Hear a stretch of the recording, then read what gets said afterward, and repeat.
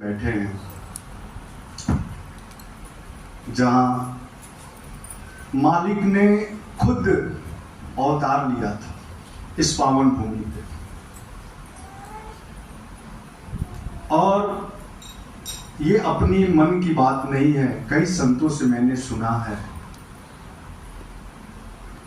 कि इनकी समाधि को मांगी गई इनकी समाधि। भक्त अमृतचंद जी ने इनकी समाधि को मांग ली थी। तो जहां मालिक ने स्वयं अवतार लिया उस पावन जन्मभूमि पे आप लोग आज सभी हैं। और इन्होंने जहां तप किया सासाराम के पास में पहाड़ियों में, एक ही गुफा में 9 साल तक रहे। 9 साल तक रहे एक ही गुफा में। और 9 साल बीतने पर वहां से निकले महाप्रभु। और ये तो बात और है कि 6 साल तक एक पति पत्नी सेवा करते रहे। रोज 2 रोटी सुबह में और 2 रोटी शाम को दिया करते थे जाकर। 6 साल बीतने के बाद उस दोनों धर्म पत्नी ने, पति पत्नी ने राय किया, और पत्नी का ही राय था ये कि भाई हम तो महागरीब आदमी हैं और उनको जाकर के 7 किलोमीटर जाते हो, उस पहाड़ी पे चढ़ते हो और जाकर के 2 रोटी सुबह दे आते हो और 2 रोटी शाम को दे आते हो। और 6 साल तक तुम सेवा किए और अपनी तो कलेवर बदली नहीं, हम गरीब के गरीब ही रह गए। अब कहते हैं लोग कि संत की सेवा करने से थोड़ा आदमी ठीक रहता है, रिष्ट पुष्ट रहता है। लेकिन तुम जो हो 6 साल तक उस संत को, लंग धरंग संत को 6 साल तक रोटी खिलाए, रोज सुबह 2 रोटी, रोज शाम 2 रोटी। अपने लिए तो रोटी है ही नहीं, हालांकि वो अपने में से 4 रोटी काट के दे आते थे। तो पत्नी ने झगड़ा किया और झगड़ा करने के बाद वो लड़का माना नहीं तो जाकर के दे आया। तो देख रहा है कि शाम को जब गया तो सुबह वाली रोटी पड़ी हुई थी। उसको बड़ा आश्चर्य हुआ कि भाई आज मालिक ने नहीं खाया, परमहंस दयाल जी ने नहीं खाया। इधर उधर ताकने के बाद से बड़ा विचित्र हालत था, दिखाई नहीं पड़े, कहीं भी दिखाई नहीं पड़े। बहुत देर रुकने के बाद वो उसी गुफा से निकल रहे थे। तो लड़के ने कहा कि महाराज आज सुबह की रोटी जो है ऐसी पड़ी हुई है।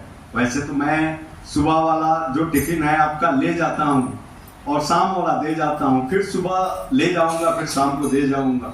लेकिन आज जो आपने सुबह की रोटी खाई नहीं, तो नहीं, इसमें विवाद की बू आ रही है, इसलिए मैंने नहीं खाया।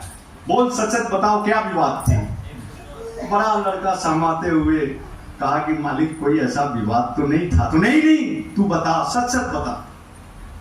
अब लड़का बोला कि महाराज ऐसी तो कोई विवाद नहीं हुई थी। तो नहीं, अगर तू बताएगा, सच बात बताएगा तो ये रोटी खा लेगा, अगर नहीं बताएगा तो नहीं खाएगा। लड़का कहा कि आज हमारी जब आपको 2 रोटी देने आ रहे थे सुबह में, तो धर्म पत्नी जी ने कहा कि भाई उस संत की सेवा करने जाते हो, हम तो बहुत गरीब लोग हैं और रोज 2 रोटी दे आते हो और 2 रोटी शाम को दे आते हो। अपनी तो कलेवर कुछ भी नहीं बदला और उल्टे और गरीब हो गए हैं हम लोग।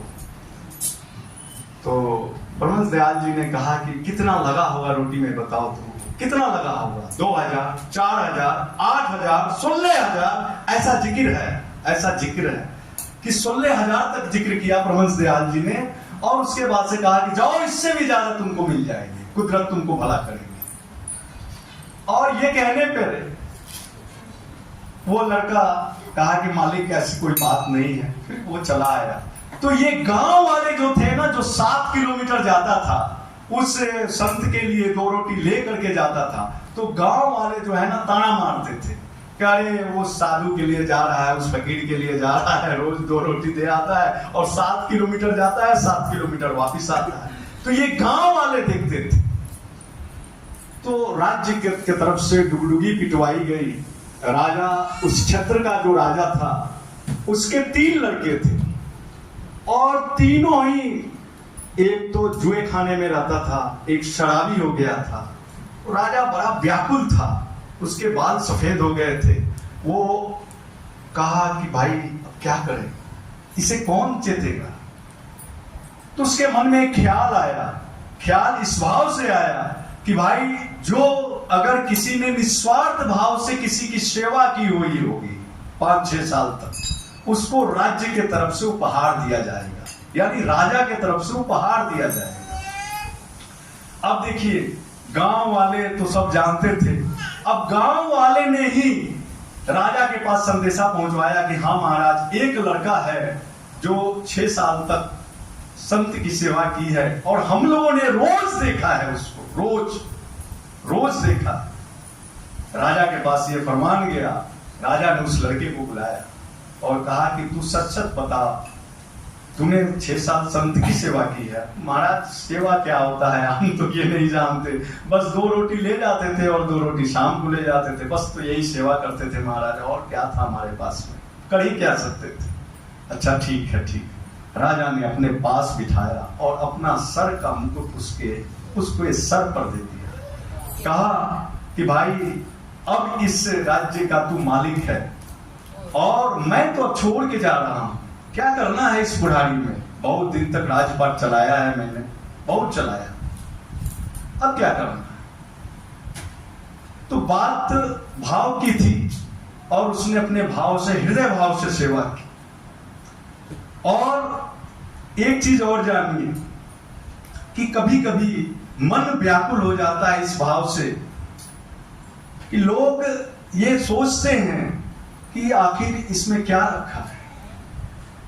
अब मंदोदरी जो थी आपके मेरठ की कन्या थी और विश्व की 5 पूजित कन्याओं में उसका नाम था मंदोदरी का, विश्व की।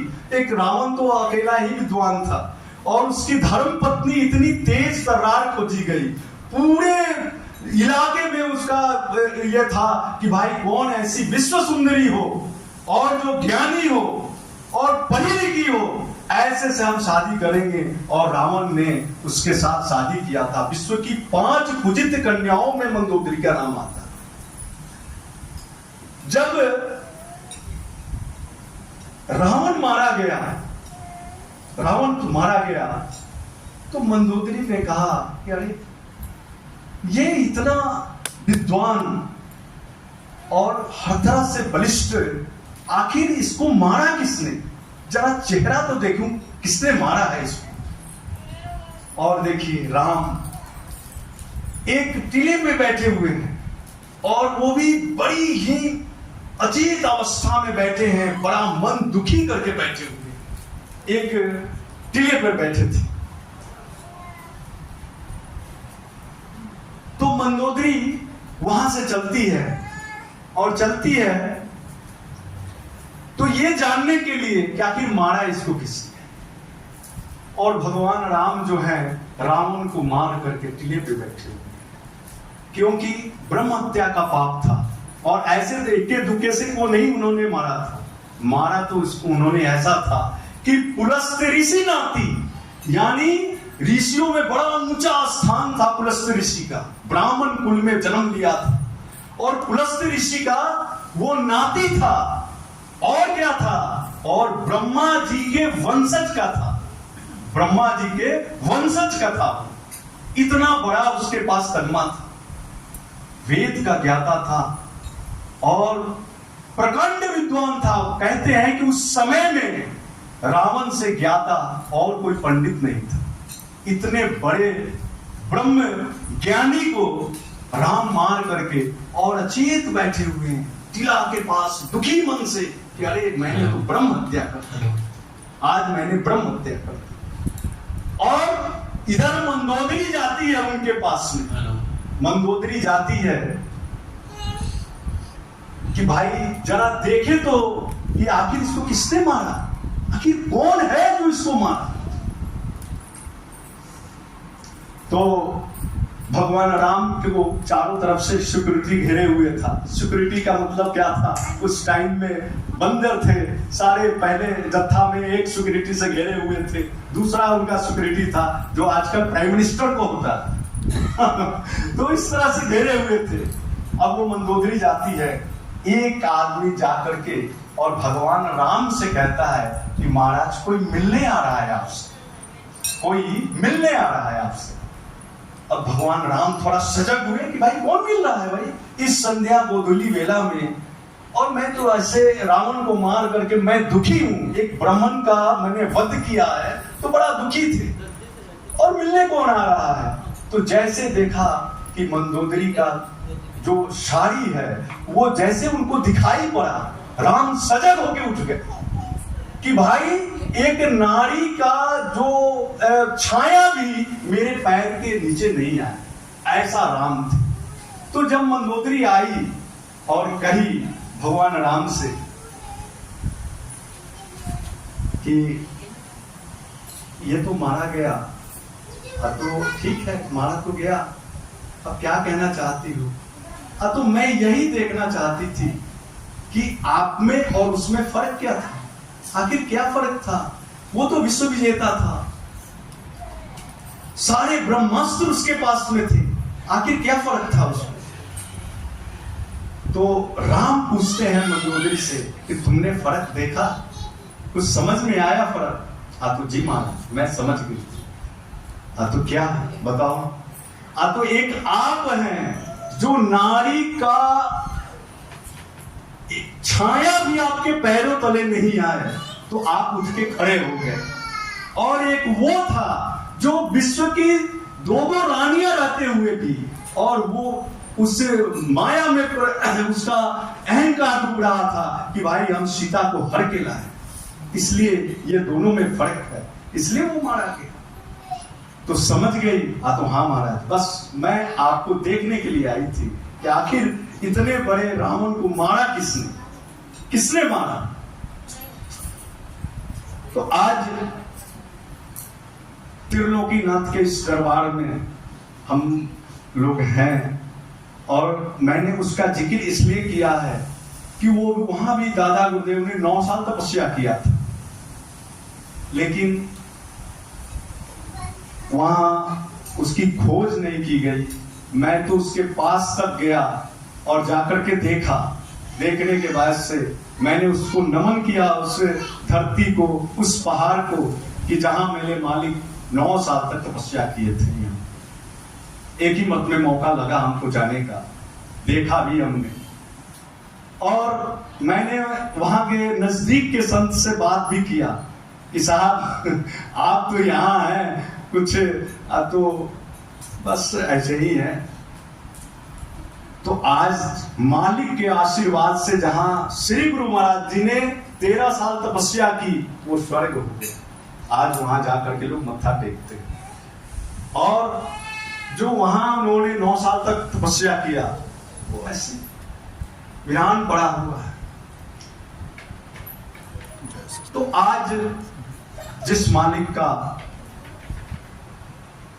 हम लोग दरबार में इनके चरणों के, इनके खुटा को पकड़े हुए हैं, हम छपरा वाले, और हम तो ये चाहते हैं कि आज हमारे वरिष्ठ गुरु भाई और ज्ञान देने वाले गुरु भाई, प्रिय बड़े भैया श्री पूरन चंद भूटानी जी यहाँ आज उपस्थित हैं, और भाभी जी भी साथ में आई हैं, और इससे भी बढ़कर के हम लोगों की समधन जी भी आई हैं भैया की, ये बड़ी अच्छी बात है। दोनों बहुएं भी आई हैं। ये तो हम लोग के छपरा वालों का सौभाग्य की बात है कि इतने प्यार वाले लोग छपरा पहुंचते हैं और दादा गुरुदेव को नमन के लिए, और इनको देख करके हमारी भी भक्ति थोड़ा और लगता है कि भाई हमें कुछ और भक्ति करनी चाहिए, है कि नहीं।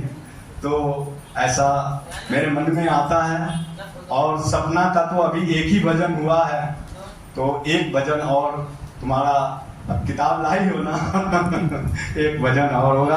बोलो जयकारा बोल मेरे